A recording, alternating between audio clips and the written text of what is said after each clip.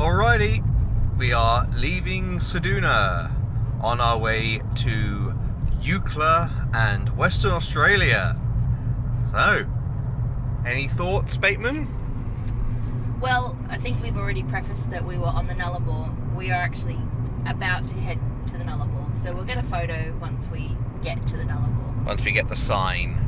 To get the sign telling us we are officially there. So yes, this is exciting. So going to make what we can of these remaining trees, because it might be a while before we see any more.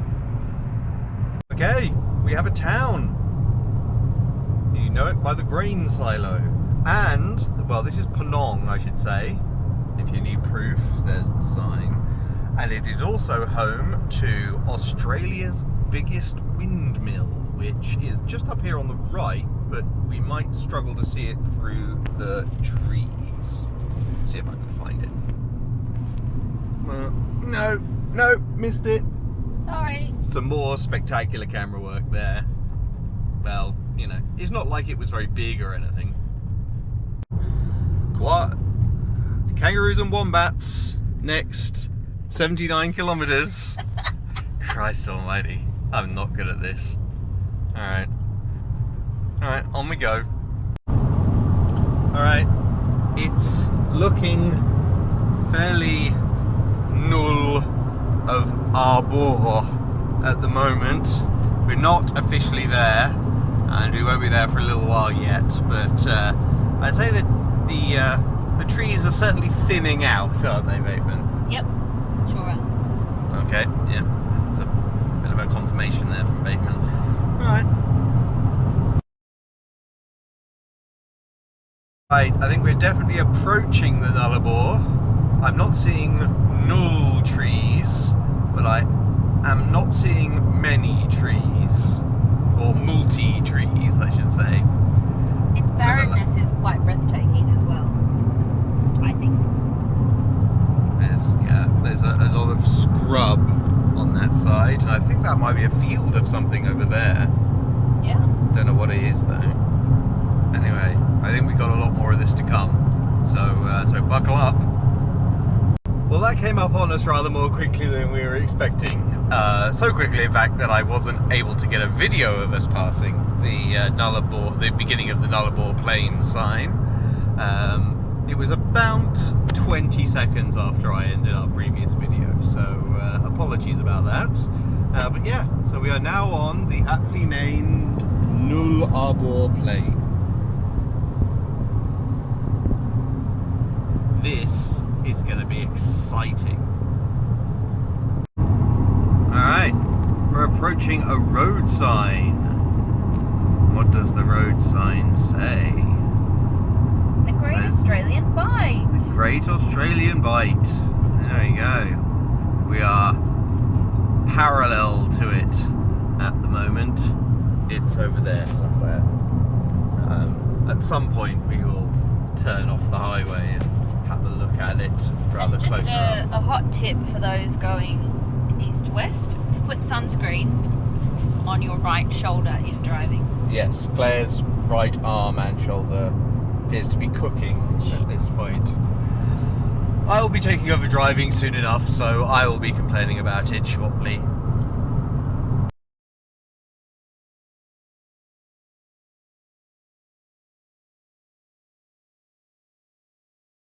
Alright, failure on the poo front, but on the plus side, we did manage to pick up a new fridge magnet, and several hundred flies managed to stow away with us. So we'll be periodically trying to lose those as we move along. Alright, we have a road sign. What does this say? It says Head of Bight Whale Centre, turn left. That's not very interesting.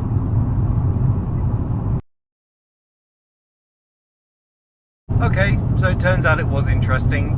Well, Claire decided it was interesting. And Claire's driving. And Claire's driving, so so we made a quick left, and we're headed to the head of the Bight. which apparently is a national treasure. Is that right, Pigman? That's right. The Great Australian Bight, no less. What's so great about it? Well, we'll have to find out. Stay tuned. Stay tuned indeed. This is going to be great. Well, we just passed a sign that says the road ends in 500 meters, so I'm hoping this will take us to the Bight, and rather than just leave us. Oh my gosh, look at that! Wow. Would you Worth the look detour? at that?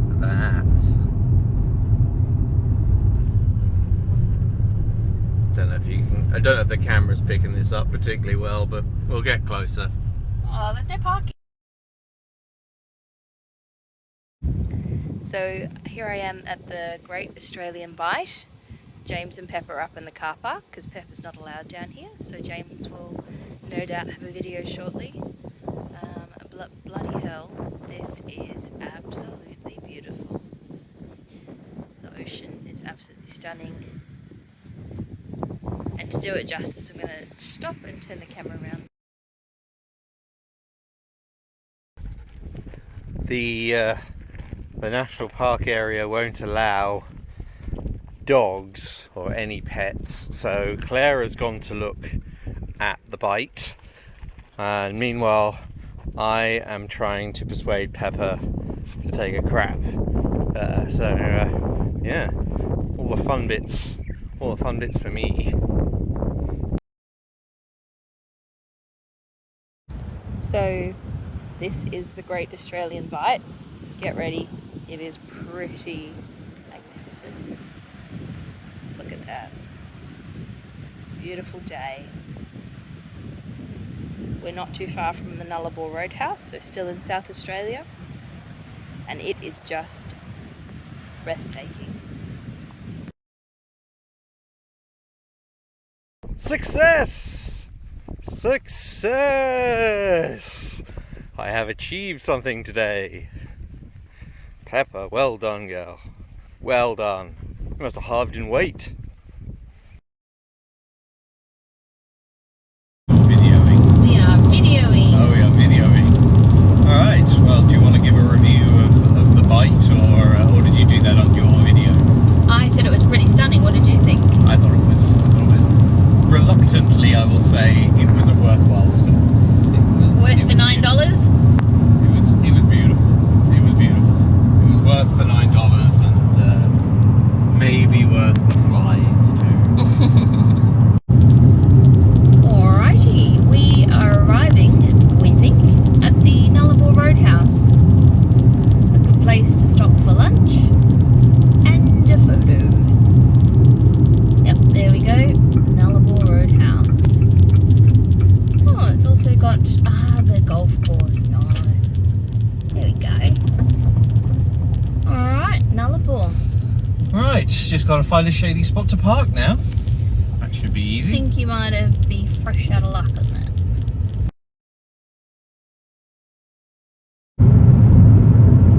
Here we have a Perth sign. Yay! 1626. A few moments later. We are out in the middle of nowhere and we're driving on an emergency runway. That's pretty much it. That is pretty much it for the Royal Flying Doctor Service, is that right? Yep. So if anyone's sick, to be able to get a plane out here, which is pretty cool.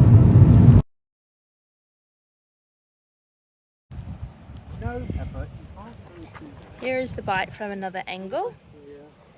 In the background, James is trying to stop Pepper getting eaten by a snake. This is absolutely stunning. This is actually a free spot that we found, a free lookout, about 25 k's west of the Nullarbor Roadhouse. You will see an airstrip and then it's directly after that. Definitely worth a stop. Look at that. Wow. What do you make of that Bight? It's beautiful. I mean, there's no other word for it, is there? Extraordinary. Breathtaking. Go on forever. Yeah, it just sort of disappears into the distance. Pepper, what do you think?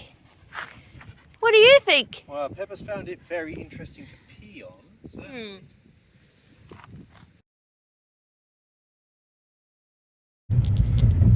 We're paying for that lovely scenery now on this road. Our little Fiat's sporty, low-profile tyres are not exactly built for this kind of surface. But she's doing good, isn't she? Ah, I'm so proud of her. So proud of her. She's doing brilliant. She's got a lot of admiration on our journey.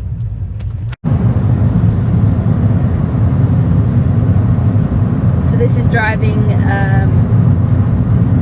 not too far away from the border to Western Australia now. We're about 15 kilometres from the border. 15 k's. Lovely to be driving next to the sea. It's funny because you feel like you're right in the middle of the outback and then the sea just pops up. 25 k's to the border. Okay, we're approaching the West Australian border. We're about to enter It's to the left, to the left, sweetie. To the left? Is where the big kangaroo is. Oh, right. There it is. We are not about to enter because Clara's has other plans. I want to see the big kangaroo. So here's a big kangaroo. Look how far we've come. 2000 and something, something. and we've still got to go something and 462 kilometres. But we are very nearly at the border. Let's hope that we're allowed in. It's just there. All right, trying to enter, at least for James, your first time in 2 years. Yeah, long time. But yes, basically queuing up and waiting for our inspection to enter the hermit kingdom of Western Australia. Well, the Iron Curtain has fallen, so... Well, so yeah, But I don't want sort to get arrested for filming, so I think I might stop now. of. This is certainly a lot more thorough than the South Australian equivalent. Yes, where one border. man opened our boot. But yeah, you're right, mate. I'm just filming James' shoes because the person in front had a bit of a suspicious boot. There were some cornflakes and there was also a cool box. There was a lot of gesticulating. There was also a bag of something. There was also a bag of something. We But I'm going to turn off because the police are here. Because I don't want to get in trouble. We're in! We made it! Hey! It feels like the end of Argo. They finally started serving drinks on the plane. So very exciting. We've just made it past the West Australian border. We are delighted. Even Pepper woke up for it, which is saying something. Just a quick update. Well, we've crossed into Western Australia and apparently now we have to look out for stray cows, which is a new one. Maybe we'll have seen it all by the end of this trip.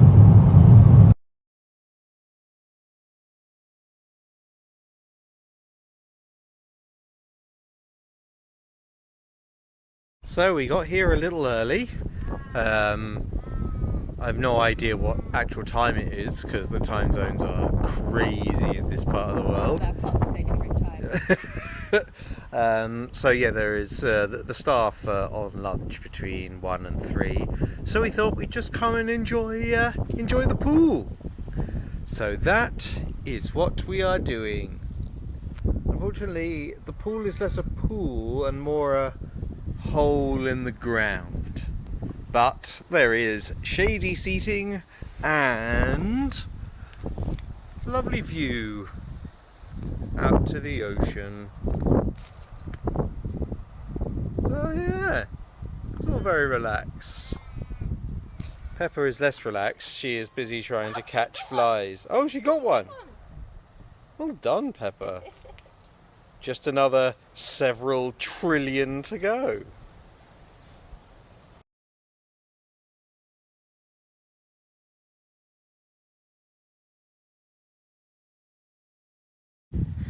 Alright, here we have the British man with possibly his first taste of emu export. Emu Export, the beer for Western Australia.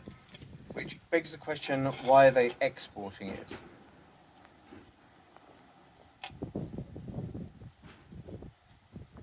Yep, that's why they're exporting it. And here is Claire's first emu export. James being grumpy, by the way. So. With good cause. With good cause. That's fine. It's fine. Good. Perfectly fine. Good. Good. Yeah, the Australian hospitality, sorry, the Western Australian hospitality industry has left me, shall we say, underwhelmed thus far. I'm sure things will pick up. James has got a bit Frasier/Niles, for those that know what that means. I'm sorry, but I feel that when you advertise a pool, the very least it should is that it should contain water. That when you're running a hotel, just saying to people who turn up between 1 and 3 o'clock, yeah, you're gonna have to wait. And also not letting people know the time in a particular hotel, which sits in a crazy time zone. Right, time for us to go. And then not having any Wi-Fi in the middle of nowhere. In the middle of the desert. That's why there's no Wi-Fi. No, there's no Wi-Fi. I've got 4G.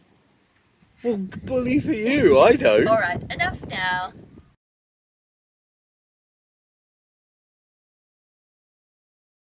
Is James happier now? Oh, yeah, James is coming to terms with things. Is James enjoying his emu export now?